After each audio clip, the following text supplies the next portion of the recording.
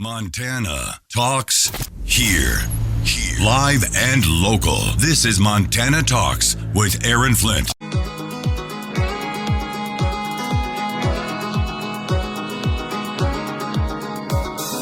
Talking about the issues that matter to Montana statewide. This is Montana Talks with Aaron Flint. Yeah, we got to bring out the old prospector again. We got to bring out the old prospect. Oh, flip-flop flat top. Oh, the flip-flop flap top. He did it again. I've had a busy few days on the road. We had events in Belgrade, Bozeman, Big Timber, and then wrapped up at the Fusion Fights in Billings at the Metra Saturday night. Now, I mentioned this briefly on Friday morning's show, but unless you're following me on X, the platform formerly known as Twitter, you may have missed this story, unless you caught a couple of the references on Friday's show. We had such a busy show Friday with everything going on and our live show from Bozeman. But Democrat Senator Jon Tester flip-flopped on the Laken-Riley Act. Jon Tester must not like what he is seeing in his internal polling numbers against Navy SEAL veteran Tim Sheehy.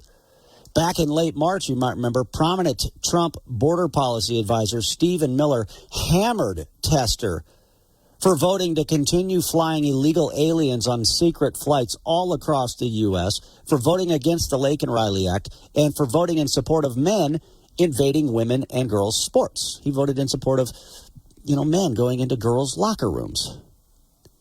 And then, as I pointed out late last week, Tester flip-flopped and now says he will support the Laken-Riley Act.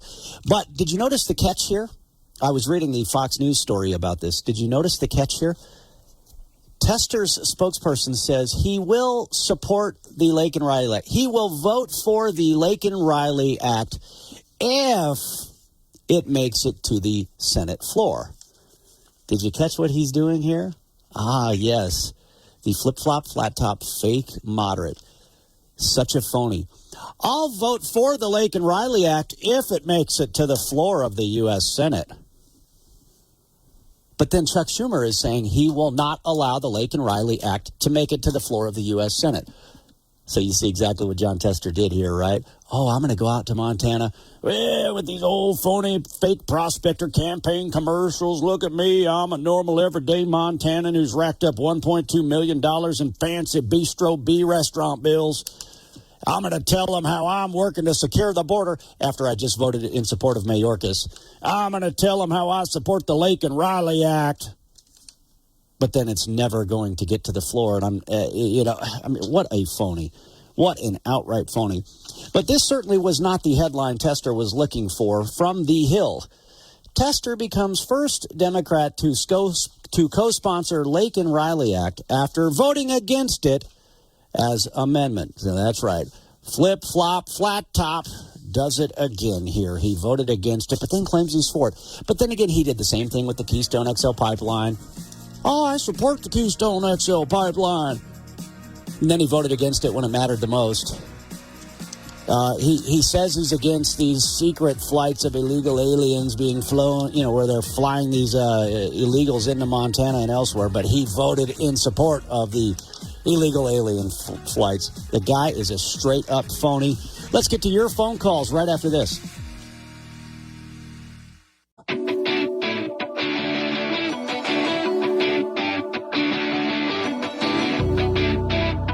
This is where Montana talks. Montana Talks with Aaron Flint. Yeah, Arkansas Senator Tom Cotton, he's a fellow Iraq and Afghanistan veteran like me and like so many of you. Arkansas Senator Tom Cotton said this: Senator Tester voted for the open border policies that let Riley's killer in.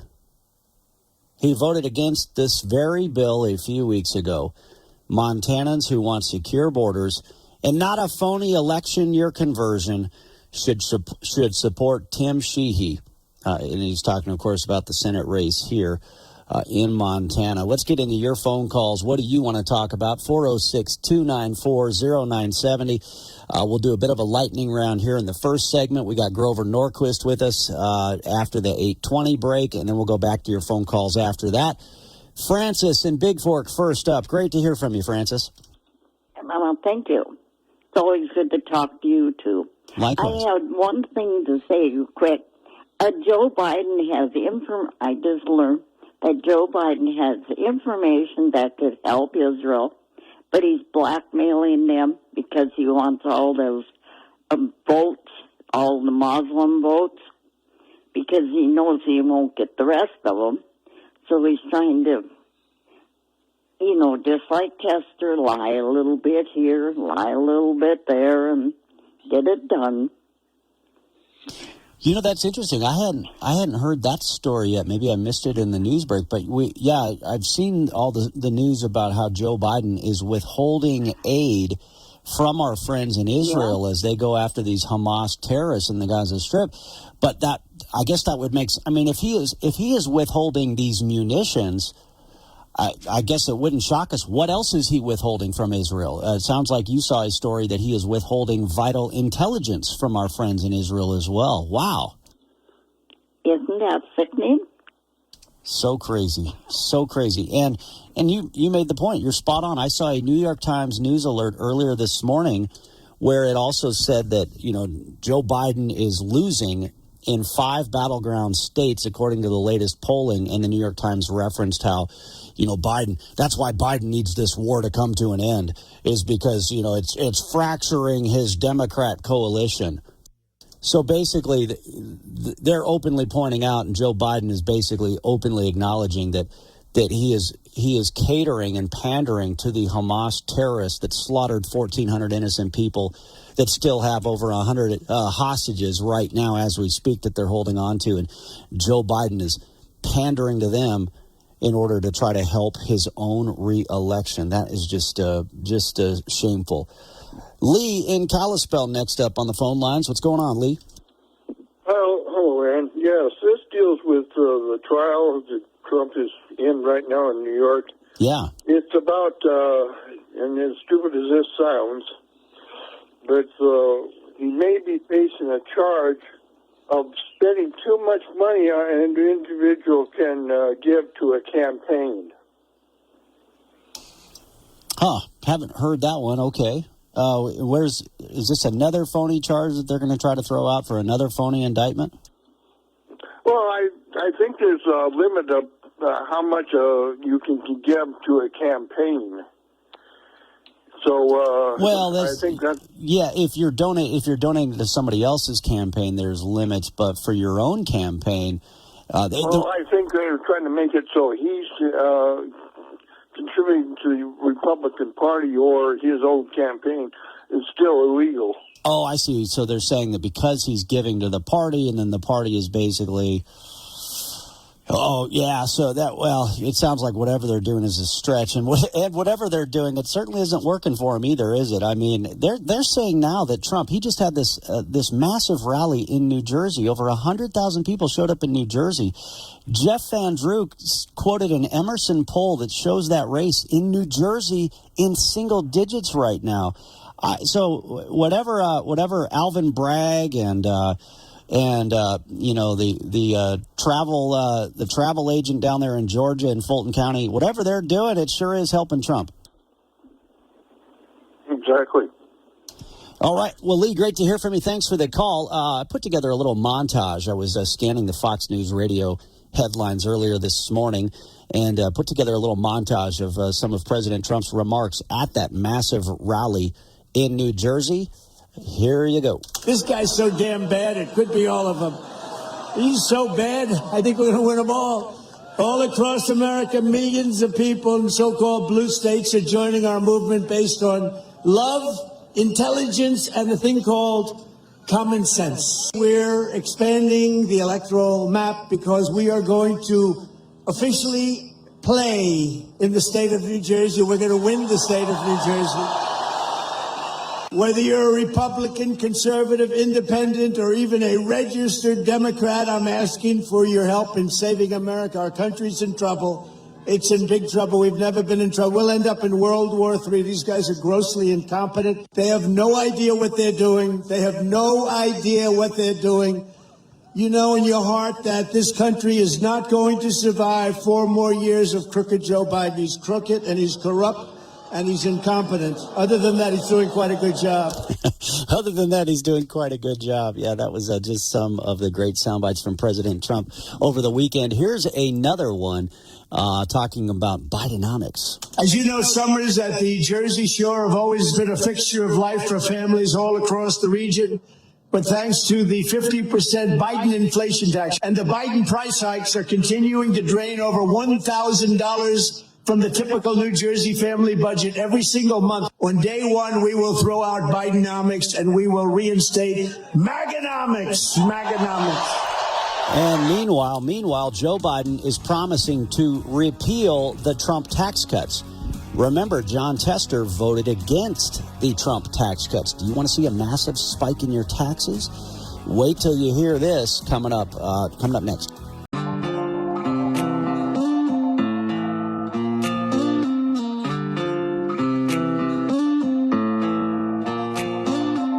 Serving the great state of Montana, from the peaks of the Beartooths to the banks of the Clark Fork River. Montana Talks with Aaron Flint. Always great to have the great Grover Norquist on the program here. In fact, man, we had fun. What was that?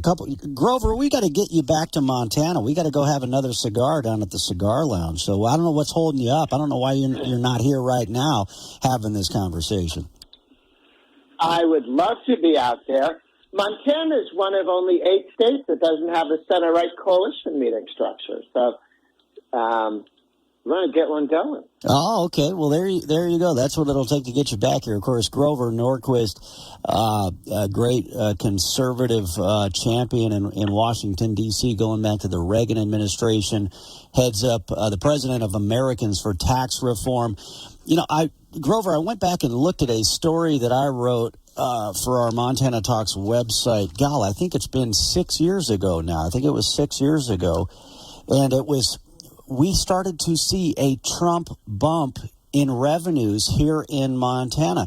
Thanks to the Trump tax cuts, we got more revenue in Montana, not less. And Liberal Senator John Tester voted against those tax cuts, the very tax cuts that Joe Biden is now saying he's going to repeal if he gets reelected.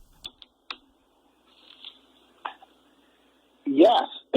Unfortunately, Tester is a solid left-of-center vote in Washington, D.C. I don't know how he explains that to the good people of Montana, but he's a consistent left-of-center vote.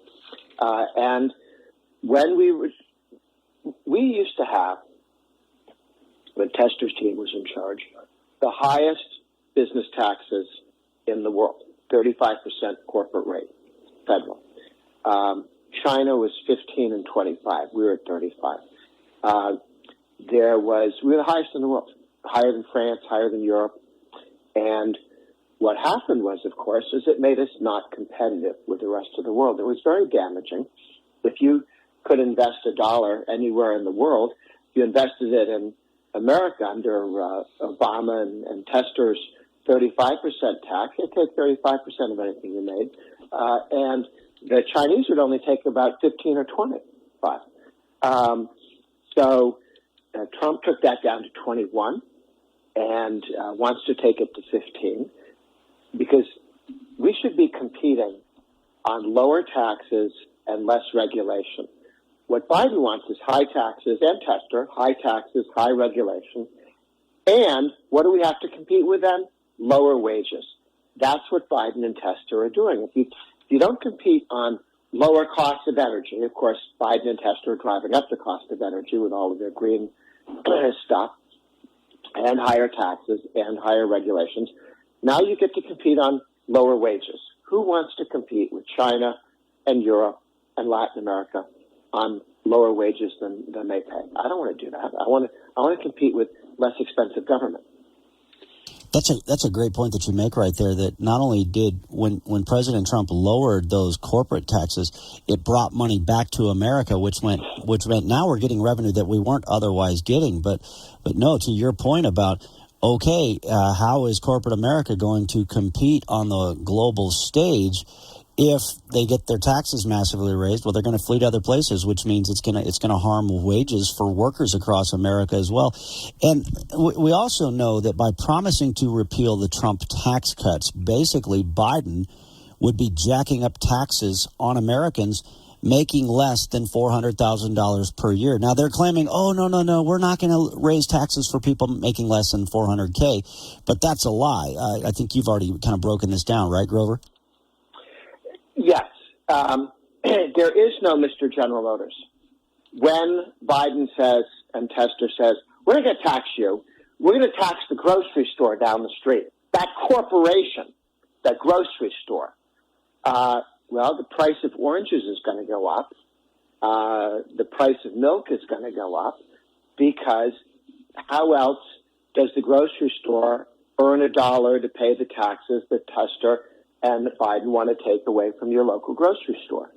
And any business. Now, the other thing that the grocery store could do is not give wage increases that they might hope to have given, or even they may have to reduce wages or benefits because they don't have the money, because Tester took it in the corporate income tax. And he wants to look you in the eye and say, I didn't steal your money. Now, cost of milk went up. Cost of gasoline went up. You know, we tax those evil corporations that get oil, right? And we're going to tax them. And then what happens? Well, you get to pay higher gasoline prices because Tester decided to raise the price of oil by raising the taxes on oil or on companies. And Biden thinks that we're so stupid, we don't see he's got his hand in our pocket while he's telling us he's our friend. You know, the pickpocket always comes and puts his arm around your, I'm your friend, and with his other hand, he picks your pocket. And that's what Tester does every day of his life. And Biden and the two of them hope that you don't get the game. But I think the problem for both Tester and Biden is that more and more Americans see that. We've done some focus group and polling at Americans for Tax Reform on just these questions. And it's interesting. Most Americans actually get the joke. They know that the point of the corporate income tax is to hide the Democrats' taxes on middle-income people and pretend it comes from somewhere else.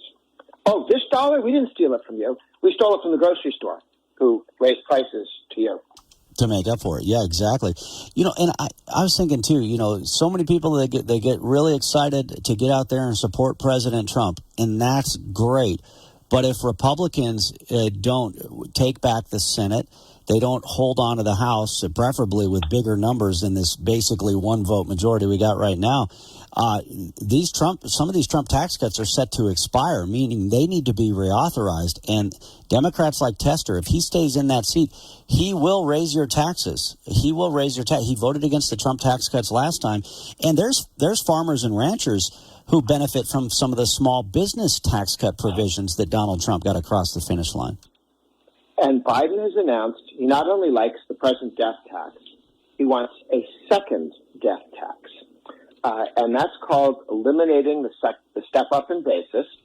So your father buys, your father and mother, they have a farm, they buy a farm, they work it all their lives, it becomes worth more. They hand it over to you under present rules. You get it at the value that they had. And so if you sell it later, you pay taxes on the gain, but you improved the value of the farm. Not your parents' entire life work. They don't tax that. They would only tax what you put into it. He wants to get rid of that and tax the inflation during your parents' lifetime. And since 18% of anything that you would sell, a farm, a ranch, land, is his inflation. That's a Biden tax. So Biden's not only shamelessly taken every dollar in your pocket and made it worth 18% less in just 3 years. Give him another 6 years, see what he could do. Well, exactly, yeah. And then what that ends up doing is, of course, with the death tax, and I've talked with, I was at the airport coming back from UFC 300 and ran into our folks on the Public Lands Council and the Montana Stock Growers Association, and they were headed back to D.C. to talk about the importance of blocking a hike in the death tax, because they know what that means. It means the death of these family farms and ranches, because it'll get taxed so heavily that the kids will be forced to sell. But then again, Joe Biden's been openly advocating for, giving perks to like the American Prairie Reserve that's kicking ranchers off the land here in Montana, and the radical environmentalists want to lock it all down anyway. So it's kind of like a twofer for Biden. He gets more tax money, and he gets to shut down these farms and ranches. And that is, Tester in the Senate means higher death taxes, higher taxes on your family farm or ranch or land, and that's why it's critical to have a Republican majority in the Senate to stop any such tax increase. Not any such, the tax increase Biden has said he's going to put in, and that Tester would cheerfully vote for it. If he's safely reelected, he'll vote for it in a second. Would he vote for it between now and November? No, not a chance. He needs to get elected. But once he's safely elected for the next 6 years, it's over. That's right. He's not taking phone calls from taxpayers anymore. Grover, I know we've only got a couple more minutes here before I got to hit this break, and you've got to run. But a question I have is, ARPA, the Democrat party line vote, that's what really spiked inflation to these crazy levels, and it was a Democrat party line vote. There's a lot of Republicans out there who complain and spend more time attacking their fellow Republicans than attacking the real problem, which is the Democrats. And they say there's no difference between a Republican-controlled House and a Democrat-controlled House. I'd just be interested in the difference between a Democrat-controlled House spending compared to a Republican-controlled House spending. That's a silly assertion. I don't know why anybody would say something that foolish, counterfactual. When the Republicans, you could pick any time in history when the Republicans only began to control the House and the Senate after 94. For the 62 years before 1994, from 1932 to 1994, Republicans controlled Congress twice, 2 years under Truman, 2 years under Eisenhower, 4 years of 62 years. And since Congress, the House, the Senate, run America, presidents veto things, they can slow stuff down, they can start wars, they can have scandals, but they can't change the world. They can't pass legislation. They can only sign what Congress passes. Since 94, when the Republican Party took the pledge, 90% plus of Republicans, 96% that year signed the pledge never to raise taxes, and have kept that promise. We've stopped any tax increase as long as the Republicans ran Congress since 94. Every year the Democrats are in power. They have the House, Senate, President. First thing they do is raise taxes and massive spending increases. When the Republicans take over, they reduce spending and take tax, and they reduce.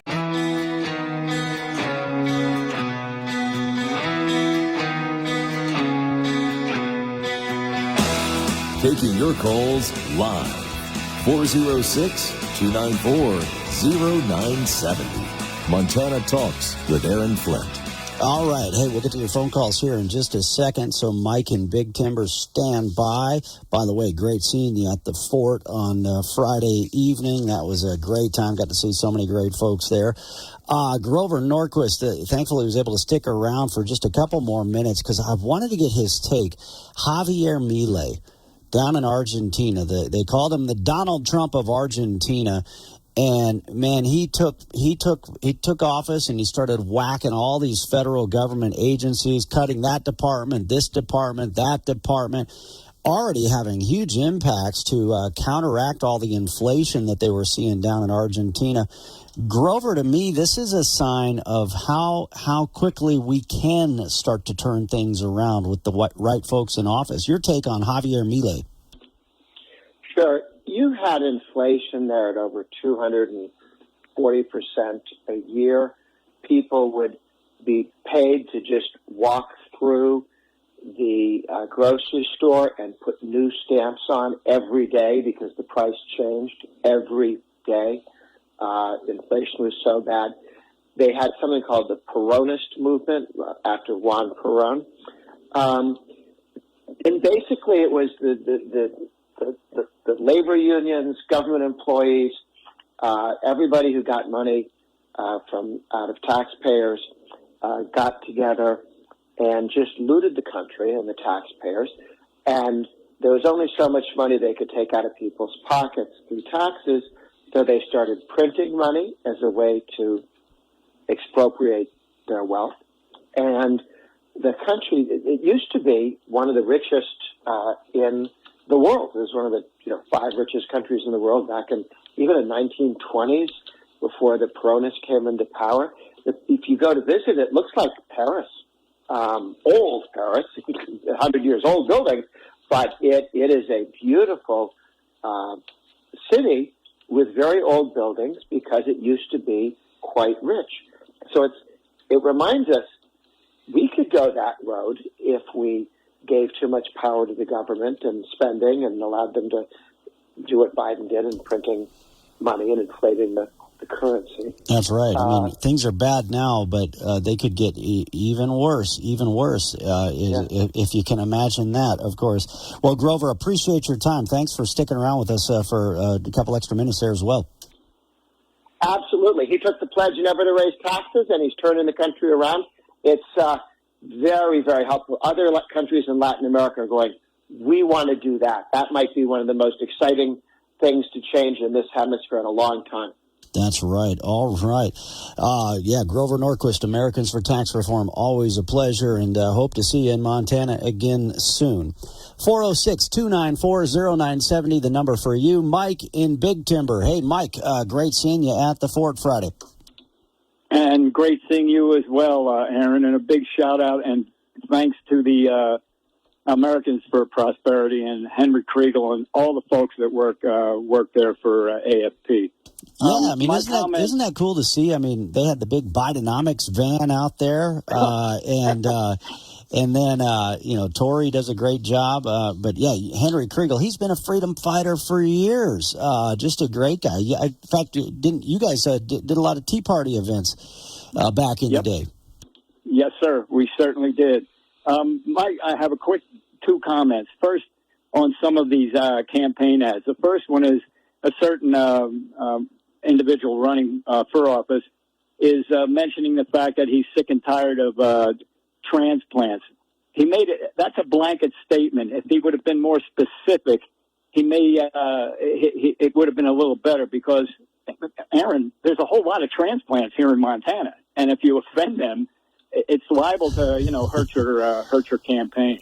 Well, yeah, Victor Davis Hansen, I mentioned this before in a podcast I was listening to. He made the point that like 48% of Montanans weren't born in Montana. Now some people, their families go back several generations, but for whatever reason they were born somewhere else, but still basically grew up here, and their families go back multiple generations. But yeah, there's a lot of people who have moved here from other places, and so I wonder if that line of attack is not as effective as it used to be, and could even backfire on you. Was that a Republican ad, or was it the typical Democrat ad that we've been hearing? No, it was a Republican ad, and it was Kyle Austin's ad. Oh, okay. I must have missed that one. Okay. Right. And another ad, and it's about that Montana Headwaters Legacy Act. Did you know that 80% of Montanans favor this act? Now, I want to talk to that lady and say, according to their polling, according to their liberal poll. yeah. Well, excuse me, ma'am. That would mean 800,000 Montanans or thereabouts are in favor of this act. So that would make every age group, you'd have to include every age group. And I'm sure there's some kindergarten kids out there that have no idea what it is. Yeah. And, it's funny. It's like they throw out this, you support our rivers. Rivers are beautiful. Yay for rivers. But then, like, when you actually learn about that legislation, and we heard about it from Carrie White, from Kerry White, who's with Citizens for Balanced Use, another great freedom fighter, a former Gallatin County lawmaker. And, when he joined me early Friday morning, if anybody missed it, it's on our Montana Talks website. But he talked about that Headwaters Legacy Act and basically how they put another fancy-sounding, name on something, and it's all designed to limit your ability to access the river, to maybe have a timber harvest operation near the river, which oddly enough the timber harvest could save the watershed. So absolutely. So their legislation actually could harm the river, with their stupid little protections, right? Well, and what happens is these kind of ads get on, or that particular ad gets on the air. Somebody should say, no, that's a lie. 80% of Montanans do not support this. We're not going to run this ad until you rewrite it and put some truth behind what you're saying. Yeah. Was there a second? You said that you had a second topic you want to bring up, or did you already cover two? I can't remember. Yeah, I covered two, and I just wanted to add this. When Mr. Trump just last night in New Jersey was mentioning, he said the Democrats don't know what they're doing. I would like to point out to Mr. Trump, they know exactly what the heck they're doing. Believe me. Yeah. They're trying to bring this country down. Yeah, they're trying to transform it into something else, which is, another way of saying what you just said right there. Hey, Mike, this is kind of funny, too. So you saw the Bidenomics van, the Badonomics, the Bad Economics van. Apparently, the Oscar Mayer Wienermobile has been traveling the state as well. Really? Yeah, really? Where is it, Aaron? Well, is it anywhere close? It was in Billings because I kept, the friends from the Cigar Lounge kept saying that they saw they were sending photos, and it's like, stop sending these Wienermobile pictures. So there's all sorts of bad jokes. It's a good thing the Joker from Twitter's not here because he would have all sorts of unwoke references to go with this. But then we had an internal message that was sent out. Hey, look at this van that was just spotted by Conlon's Furniture or something in Billings, and the image wouldn't load. So I asked somebody, I said, is that it's either the Oscar Mayer Wienermobile or it's the Bidenomics van? And somebody said, what's the difference? Yeah, exactly. They're both overcooked hot dogs. Well, it's a couple of, I'm going to hold it right there. If John Jackson was here, he would say it. He would go over that line.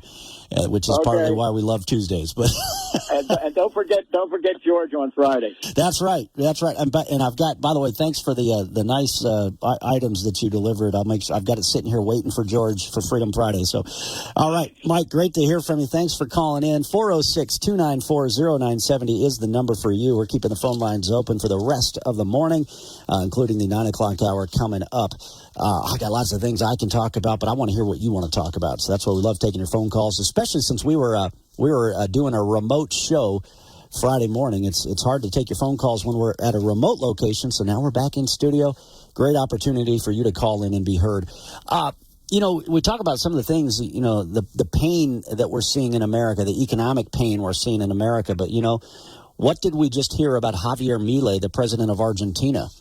That you can deal with that pain. You can actually turn it around. Well, if you've got pain, not just economic pain, but if you've got pain in your hips, pain in your knees, pain in your lower back, you've got joint pain, and you don't want to get surgery, and you don't want to, risk getting hooked on painkiller drugs, what if you could get over the pain the natural way?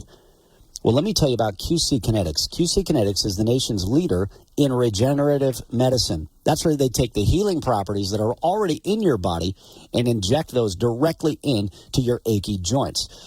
They've got hundreds of clinics all across America, but they're now located in Montana as well. Call QC Kinetics now for a free consultation. 406-201-6263. Again, call QC Kinetics for a free consultation, 406-201-6263. They are under the leadership of National Medical Director Dr. Mitchell Scheinkopf, a pioneer in the field. All right, back after this. Phone lines are open for you. Your morning espresso starts right here. It's the Sean Hannity Morning Minute. Even David Axelrod is right. You look at this Biden economy, he points out what an insane mistake it is that could result in his defeat if he keeps pushing this lie that is at odds with the reality that the American people are living, that their money is worth about $12,000 less than when Donald Trump was president.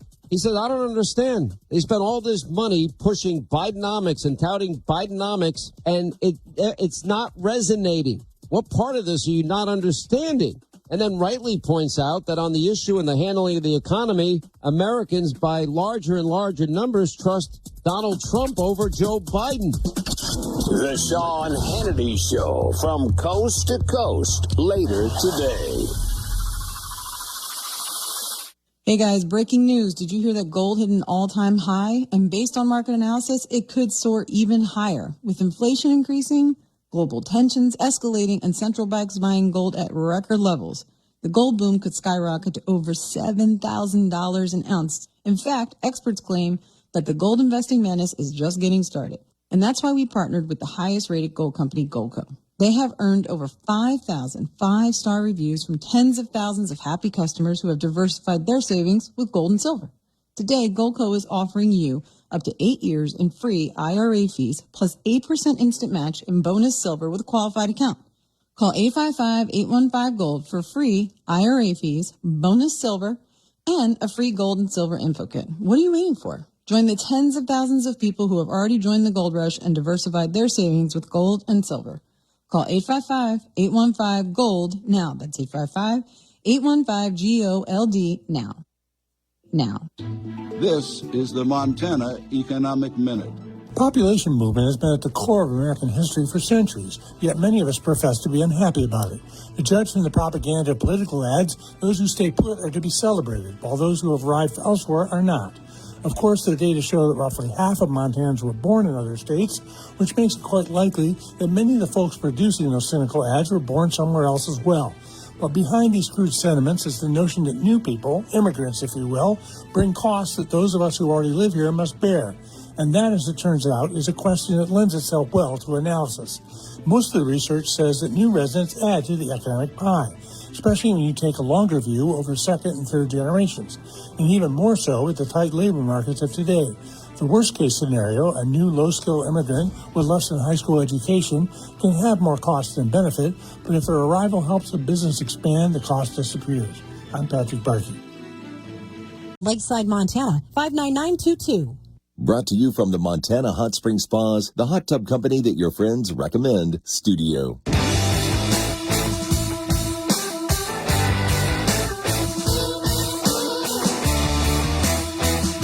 This is where Montana talks. Montana Talks with Aaron Flint. All right, next up on the phone lines, let's go to Richard in Jordan. Richard, what's going on? Good morning, sir. Morning. Hey, I would like to talk about something very briefly that I don't ever hear anybody really discuss it. And, you know, we do have transplants that come to Montana. And then we also have a certain percentage of our population that has been raised in Montana all their lives, including when they were born, but they were not born in Montana. I'll make my point. Both of my sons were born in Sandpoint, Idaho, because we lived in Trout Creek at the time, and there was no obstetrician or whatever they're called. That's right. That was the nearest hospital that we could go to. My wife was born in Libby. She was, you know, that was 1975. They had a baby doctor back then. But a lot of these border towns that we have right here in Montana, just because their birth certificate says Sandpoint or, you know, pick any other border town in another state that's close to a very rural community, doesn't mean that we're not Montanans. Both of my kids are Montanans through and through, and they are very pro-USA. They love Montana. They'll live here all their lives. Yeah, Trout Creek, great country there in northwest Montana, too, although I shouldn't let the secret get out too much, although it's already out there. But, yeah, I mean, Noxon, right, one of the most beautiful drives in Montana is between Noxon and Libby. But, yeah, that's a great point. Like, but couldn't you imagine if one of those kids that had to be born in Idaho from Trout Creek, Montana, if they run for office, you know, there's going to be some phony attack ad, not from Montana. You know? Absolutely. They're not from Montana, even though their entire lives, both of my boys I have lived right here in Montana. One still lives over in Trout Creek. The other one lives here in Jordan with us because he's only 13. But, you know, both of these boys love our state. They love our country. And it makes my teeth grind a little bit every time I hear somebody talking about transplants because Montana is not on their birth certificate. Well, that's right. Well, and then also, like, hey, if somebody served their country in the military and they said, you know what, I want to go to Montana. I love the outdoors. I don't want to go to these big cities. I don't like to be around a mob of people, especially after being surrounded by mobs in Iraq and Afghanistan. I just need, like, hey, you're a military veteran. God bless you. Welcome to Montana. You know what I'm saying? Absolutely. But of course, the Democrats would attack you if you run for office. Well, if I can, real quick, like I want to add to your point. When you have served your country, which would be voluntarily because we don't have a draft except in times of emergency, you have the right to go wherever you damn well please. That's right. You earned it. Welcome home. That's right. That's right. All right, Richard, great to hear from you. Thanks for your service, by the way. Just about out of time. Frank in Evergreen. What's going on this morning, Frank? We're just about out of time, but I wanted to talk about Robert F. Kennedy Jr. and his revealing to the world that he has a brain worm infection that put him in a brain fog, etc. It was eating his brain. They found his dead worm. Wow. But it's not all from eating raw pork. He's been to countries. He's been to Africa, Asia, as well as South America. But in Iran, they have a real problem with parasitic diseases of camels and how they pass on these parasites to the food chain, to dogs. People cook with it. They actually eat camel dung. And, my gosh, and these people come in to international airports, you know, filled with parasitic organisms in their bodies. Man, I wonder, how do you find out if there's a brain worm in there? Oh, my goodness. I actually did a quick search on that, and Frank is right. Vanity Fair. RFK Jr. says his brain was partially eaten by a worm that crawled inside and died. Oh, man. Yeah. Oh. All right. Good thing we got a break right now. I got to recover from that one. Yikes. All right. Stay away from the raw pork there. Duly noted.